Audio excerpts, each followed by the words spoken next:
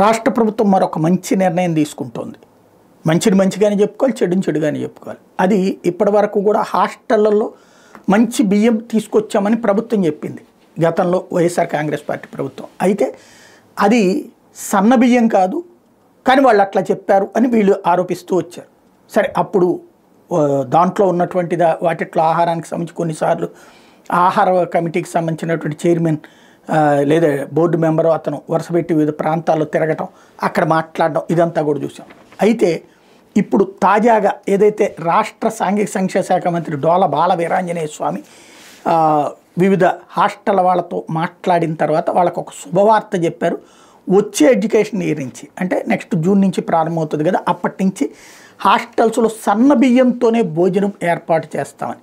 ఇదే జరిగితే 100కి 90% న్యాయం జరిగినట్టు. ఎందుకంటే నువ్వు ఎంత చదివినా అంత ముద్ద కరెక్ట్గా సరైంది పడాలా, అది ఉండట్లేదు.